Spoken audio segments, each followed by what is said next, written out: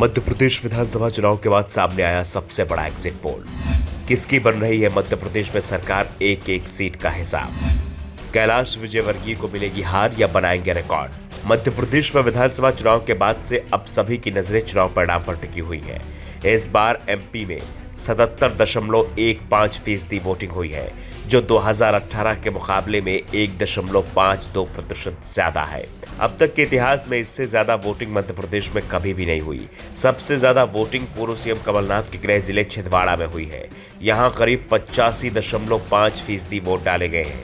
Vote के बाद अब सभी दल हार जीत के गुणागणित में उलझे हुए हैं। चुनाव आयोग की ओर से टीवी चैनलों पर प्रसारित होने वाले सर्वे पर रोक लगा दी गई है। अब एग्जिट पोल 30 नवंबर को शाम 6 बजे के बाद ही प्रसारित हो सकेंगे। ऐसे में टीवी चैनलों में आने वाले एग्जिट पोल तो बाद में आएंगे, लेकिन सट्टा बाजार ने जरूर चुनाव के बाद भाव खोल दिए हैं। फौलादी और बीकानेर के सट्टा बाजार में मध्य प्रदेश विधानसभा चुनाव को लेकर जबरदस्त उत्साह दिखाई दे रहा है और फौलादी के सटेरियों की माने तो मुकाबला बेहद कांटे का है और दोनों ही पार्टियों की जीत का चांस 50-50 है। कोई भी दल एमपी में बहुमत के आंकड़े के पार इस बार भी जाता नहीं दिखाई दे रहा है। अगर सीटों की संख्या की बात करें तो सट्टा बाजार वोटिंग के बाद मध्य प्रदेश में बीजेपी को 110 से 112 सीटें दे रही है, जबकि कांग्रेस को 114 से 116 सीट। लेकिन जब बात सरकार बनाने की हो रही है तो सट्टा बाजार का रुझान बीजेपी के पक्ष में दिखाई दे रहा है। 80% उम्मीद बीजेपी की सरकार बनाने की बताई जा रही है, जबकि 20% उम्मीद कांग्रेस की सरकार बनने की बताई जा रही है। यानी एमपी में इस बार चुनाव एक बार फिर 2018 की तरह ही कांटे का हो सकता है, जिसमें मतगणना शुरू होने के 24 घंटे बाद ही स्थिति साफ हो पाएगी कि किस दल की सरकार बनेगी।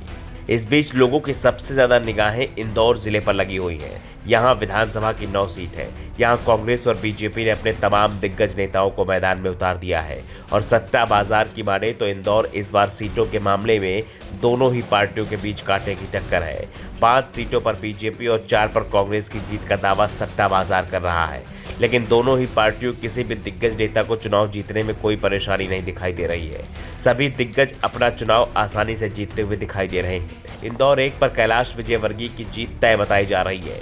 उनकी जीत पर भाव 13 पैसे का है, तो इंदौर 2 में बीजेपी के रमेश मेंदोला का मात्र 3 पैसे। वहीं विधानसभा 3 में कांग्रेस के पिंटू जोशी का 60 पैसे, विधानसभा 4 में बीजेपी की मालिनी गौड़ का सिर्फ 3 पैसे, विधानसभा 5 में कांग्रेस सत्तू पटेल का 70 पैसे, सांवेर में बीजेपी के तुलसी सिलावट का 18 पैसे, देपालपुर में विशाल पटेल का 30 पैसे, महू में उषा ठाकुर का 50 पैसे और राव में कांग्रेस के जीतू पटवारी का 60 पैसे बताया जा रहा है।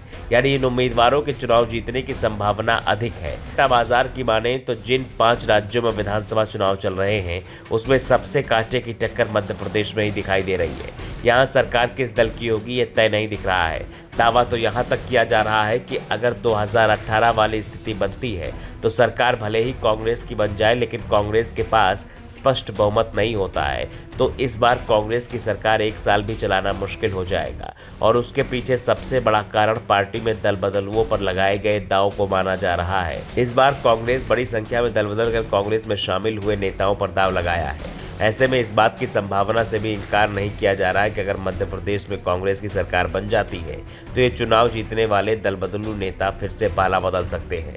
Bureau report, the Navdarpan news.